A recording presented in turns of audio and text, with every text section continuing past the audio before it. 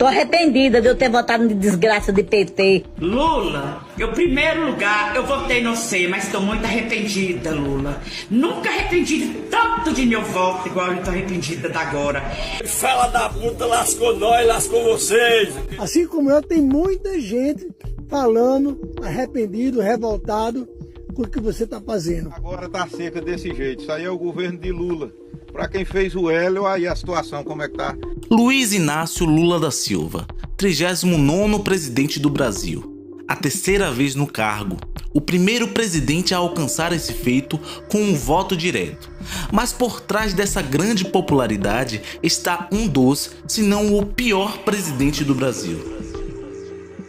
No vídeo de hoje, vamos analisar os 3 mandatos do presidente Lula, traçar todas as medidas, pontos negativos e positivos do seu governo. Então, já que está aqui, se inscreva no canal e deixe seu like, para que esse vídeo possa chegar a mais pessoas.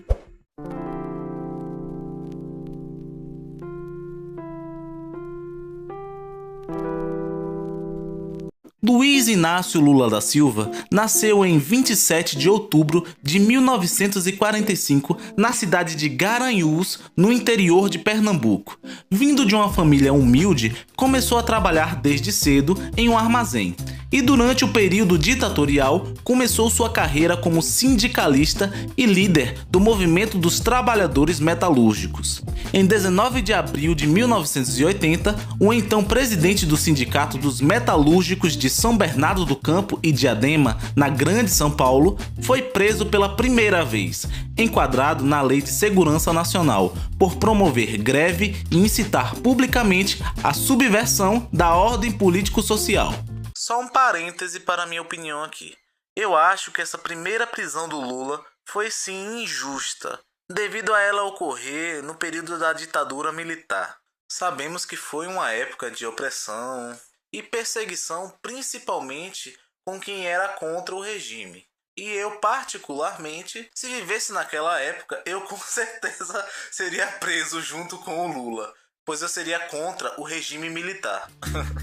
Voltando ao vídeo. Lula foi um dos militantes com uma participação efetiva no processo da fundação do Partido dos Trabalhadores, o tão falado PT, que se tornou uma das principais forças políticas do Brasil. O PT lançou Lula para disputar a presidência da República em 1989, após 29 anos sem eleição direta para o cargo no país. Ele perdeu a disputa no segundo turno, por uma pequena diferença de votos. 2 anos depois, o candidato que venceu essas eleições, Fernando Collor de Mello, sofreu impeachment por corrupção. Terá um vídeo no canal para falar sobre esse cara, tá bom? Nas 2 eleições seguintes, em 1994 e 1998, Lula voltou a se candidatar ao cargo de presidente da República, sendo derrotado por Fernando Henrique Cardoso nas 2 ocasiões.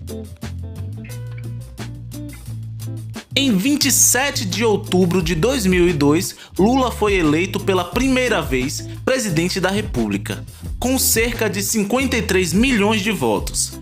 Segundo o Acervo Nacional, o primeiro mandato do presidente Lula foi marcado positivamente por uma política de valorização do salário mínimo, geração recorde de empregos e programas de distribuição de renda, como por exemplo o Bolsa Família. O PIB do nosso país teve um crescimento médio anual de 4% nos 2 mandatos. O índice é quase o dobro do registrado no período de 1981 a 2002, que no caso era de 2,1%. Assim, o Brasil passou de 12º para 8º lugar no ranking das maiores economias do mundo. Nesse contexto, a redistribuição de renda foi o principal destaque de seu governo. Programas sociais como o Bolsa Família, a expansão do crédito e o aumento de empregos formais e do salário mínimo, que passou de R$ 200 em 2002 para 510 em 2010, permitindo a ascensão das classes menos favorecidas. Já fiz um vídeo sobre o lado ruim do Bolsa Família, vou deixar o link na descrição. Corre lá para assistir, tá bom? O presidente Luiz Inácio Lula da Silva chega ao fim do seu segundo mandato com uma aprovação popular recorde de 83% de eleitores que consideraram seu governo bom ou ótimo, conforme a pesquisa divulgada pelo IBGE. Porém, os primeiros mandatos do governo também foi marcado de muitas polêmicas e sucessivos escândalos de corrupção, abalando as estruturas do país, manchando a imagem do PT e contribuindo para que o Congresso seja hoje a instituição de menor credibilidade entre os brasileiros. O maior desses escândalos ficou conhecido como Mensalão. O Mensalão foi um escândalo de corrupção revelado em 2005, que consistiu em um esquema de pagamentos mensais a parlamentares para garantir apoio político ao governo federal, envolvendo figuras importantes do PT e aliados. Esse caso ocorreu no contexto dos primeiros anos de governo Lula, em que o PT enfrentava dificuldades em consolidar uma base parlamentar. Encabeçado por Marcos Valério, o esquema desviava recursos públicos para pagamentos a deputados em troca de votos em projetos de interesse governamental. Entre os envolvidos estavam José Disseu e Delúbio Soares, além do próprio Valério. Todos os envolvidos foram acusados de corrupção e lavagem de dinheiro. Segundo as investigações conduzidas pela Polícia Federal e pelo Ministério Público, o esquema tinha como epicentro a cúpula do PT, incluindo ministros e líderes de diversos partidos. O financiamento dos pagamentos mensais eram feitos através de recursos oriundos de contratos públicos e empréstimos fraudulentos, que eram desviados para empresas de publicidade, como por exemplo a própria empresa fantasma do publicitário Marcos Valério, que então transferia o dinheiro para parlamentares e outras figuras políticas. O financiamento do Mensalão envolveu principalmente recursos de bancos privados e de estatais, que eram canalizados para agências de publicidade contratadas pelo governo. Essas agências, por sua vez, ficavam responsáveis por repassar os valores de propina para deputados da base aliada. Uma das principais empresas envolvidas foi a SMP&B Comunicações, que era uma empresa no nome de Marcos Valério, que agia como intermediária entre o governo e os parlamentares. O esquema de corrupção funcionava com empréstimos falsos do Banco Rural e do Banco BMG, e as empresas de fachada eram usadas para ocultar a origem dos recursos desviados.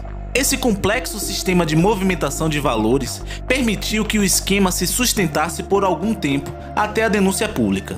O julgamento do Mensalão resultou na condenação de José Disseu e Marcos Valério, que foram sentenciados a anos de prisão. Por sua vez, o Mensalão abalou a confiança da população no Congresso e intensificou o debate sobre ética política. O PT se enfraqueceu e o poder judiciário reforçou o papel no combate à impunidade no Brasil.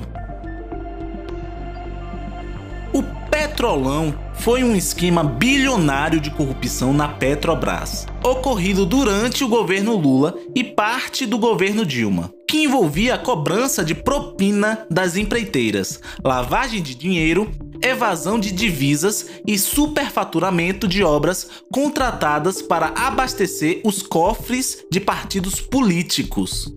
Entre os envolvidos haviam funcionários da estatal e políticos do alto escalão do Congresso.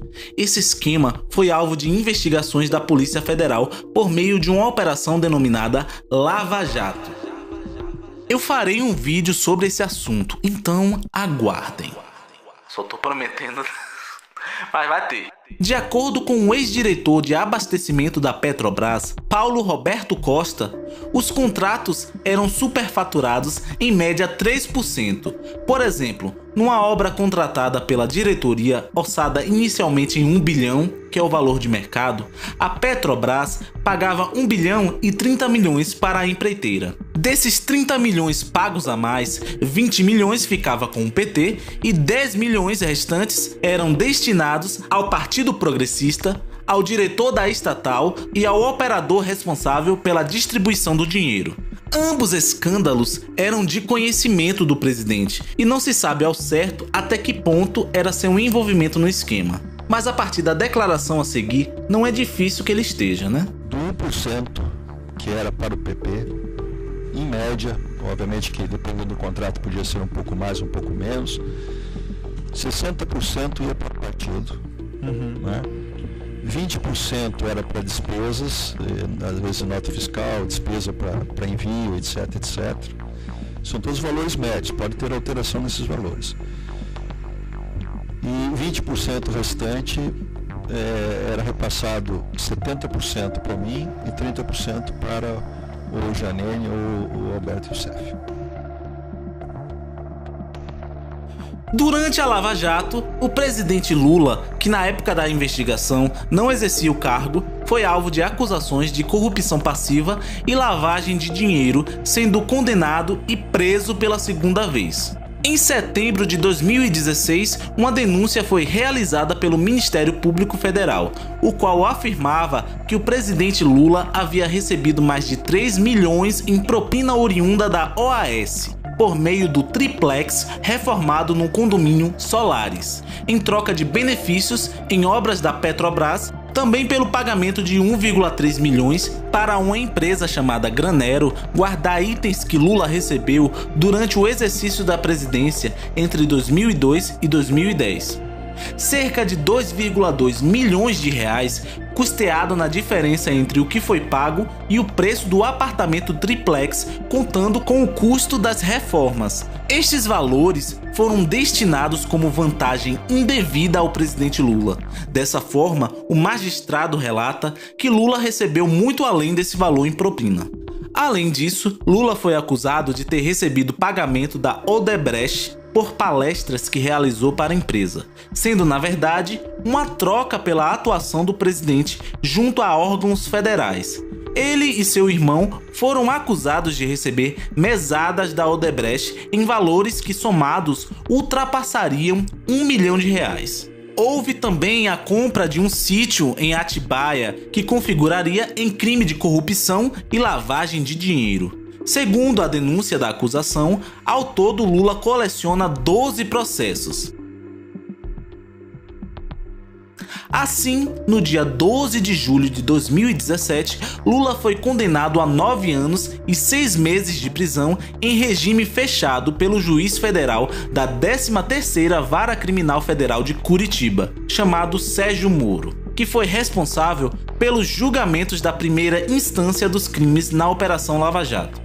Segundo Sérgio Moro, Lula foi beneficiado materialmente por débitos da conta geral de propinas, com a atribuição a ele e a sua esposa, sem o pagamento do preço correspondente a de um apartamento triplex e com a realização de custosas reformas no apartamento às expensas do grupo OAS. A sentença de Moro, que foi a primeira contra o petista no âmbito da Lava Jato, permitia que o Lula recorresse à liberdade das penas pelos crimes de corrupção passiva e lavagem de dinheiro. Lula então só começaria a cumprir pena se a segunda instância aprovasse a decisão. Quando a sua sentença foi retificada na segunda instância, a pena foi aumentada para 12 anos e 1 mês. Em seguida, no dia 5 de abril, Moro emitiu o mandato de prisão. Em abril de 2019, numa decisão unânime, a 5ª turma do STJ manteve a condenação de Lula e reduziu a pena por corrupção passiva e lavagem de dinheiro de 12 anos e 1 mês para 8 anos e 10 meses de prisão. Entre as provas materiais listadas estão alguns documentos apreendidos na casa de Lula sobre o triplex, na sede corporativa da Bancup e na OAS, notas fiscais contendo itens da reforma do imóvel, extensivas reformas do apartamento, mensagens de celular entre membros da OAS, depoimentos dos envolvidos, contradições de Lula em interrogatórios, entre outras evidências. Dentre as acusações, Lula foi condenado nos processos do triplex, no processo das reformas do imóvel, absolvido no custeio da guarda do acervo, porém foi condenado a pagar a multa equivalente a R$ 670 mil. Por fim, ele chegou a ficar preso por 1 ano e 7 meses. Mas por que ele foi solto? se há provas verídicas de seu crime de corrupção. Então ele é inocente? Bom, ele não é inocente. Ele não foi inocentado. Acontece que o Supremo Tribunal Federal decretou que todas as condenações impostas ao presidente Lula no âmbito da Operação Lava Jato fossem anuladas. Dessa forma, o petista se tornou elegível e acabou ganhando as eleições de 2022. Edson Fachin, o ministro do STF na época, declarou que a 13ª Vara Criminal responsável pelas condenações do presidente Lula não tinham competência para julgar os processos do triplex do Guarujá e do sítio em Atibaia, no interior paulista, além das 2 ações contra o Instituto Lula. De acordo com o ex-ministro, esses processos não tratam de desvios da Petrobras, no qual era o objetivo inicial da Operação Lava Jato. Dessa forma, o julgamento desses processos ficaram sob responsabilidade da Justiça Federal do Distrito Federal. Lula foi acusado de outros inúmeros crimes, porém todos esses processos foram arquivados pelo TRF, o que não significa que ele seja inocente. Em 2022, Lula foi eleito o presidente do Brasil com inúmeras promessas de mudança. Tomou as rédeas após o mandato desastroso de Jair Bolsonaro. Porém, seu atual governo está sendo muito criticado, batendo recordes negativos e ganhando uma desaprovação de 48% da população. Abrindo mais um parêntese aqui no meio do vídeo, acabei de ver que esse número já foi atualizado para 50%. O dólar bateu uma sequência de recordes esse ano, ultrapassando a marca de R$ 6,30 na penúltima semana do ano de 2024. A alta da moeda americana impacta diretamente o preço de produtos importados. Afeta ainda o preço de produtos como soja e milho, que ficam mais competitivos no mercado externo, o que reduz a oferta interna, gerando a inflação.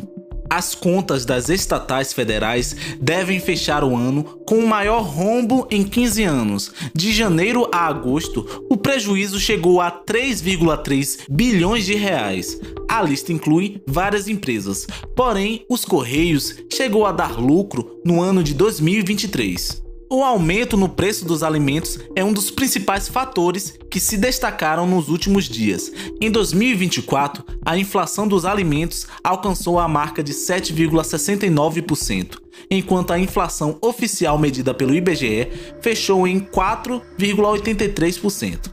A cesta básica teve um aumento considerável nas capitais, chegando a custar 40% do salário mínimo, o que na prática dói no bolso. É só olhar o valor do café, do ovo, do gás, da carne. Não sou eu que estou dizendo. Vocês mesmos podem comprovar isso indo ao mercado. Ele também sancionou a taxação de compras internacionais de até $50, fazendo com que muitos de seus eleitores deixassem de apoiá-lo. A recente polêmica do Pix, que em resumo era uma estratégia do governo para intensificar a fiscalização e assim poder cobrar mais impostos de comerciantes menores e trabalhadores informais. No geral, transações acima de R$5.000 seriam notificadas à Receita Federal. Mas sabemos o real motivo por trás disso, né? Após o vídeo do deputado Nicolas Ferreira, o governo voltou atrás na decisão, mostrando para o mundo inteiro o quão estúpido e opressor o Congresso brasileiro está sendo. O governo Lula entrou em uma crise diplomática com a administração de Donald Trump nos Estados Unidos. Tudo começou quando Elon Musk usou o X, o antigo Twitter, para uma defesa genérica de conceitos como soberania nacional e liberdade de expressão, fazendo uma alusão ao Brasil. Lula, por outro lado, amplifica a crise e entra em rota de colisão com os Estados Unidos, levando em consideração possíveis taxações ao país, enquanto os Estados Unidos rompe contratos diplomáticos com o Brasil. Olha, eu sei que esse assunto é complexo demais para se resumir, porque se eu fosse me aprofundar, esse vídeo teria mais de 1 hora. Então, eu não prometo nada, mas se vocês pedirem muito, eu farei um vídeo sobre esse assunto. Enfim, as inúmeras declarações polêmicas de Lula o definem como o presidente mais despreparado para dirigir um país. Eu não posso ver mais jovem de 14, 15 anos assaltando e sendo violentada, assassinado pela polícia. Aí, fui lá visitar. Gente boa? Hein? Gente boa? Gente boa. Se você vai no supermercado aí em Salvador e você desconfia que tal produto tá caro, você não compra. Levando em consideração o aumento da taxa de desaprovação do governo atual, a baixa presença de aspectos positivos em sua gestão, fora seu histórico problemático, envolvimento com esquemas de corrupção, sem contar o fato de que os candidatos que forem condenados em decisão transitada em julgado ou proferida por órgão judicial colegiado, desde a condenação até o transcurso do prazo de 8 anos, após o cumprimento da pena, é terminantemente inelegível, segundo o próprio TRE. Esses são alguns dos fatores que tornam Luiz Inácio Lula da Silva como um dos piores presidentes que esse país já teve. Enfim, se você chegou até aqui, considere se inscrever no canal, deixe seu like e até a próxima.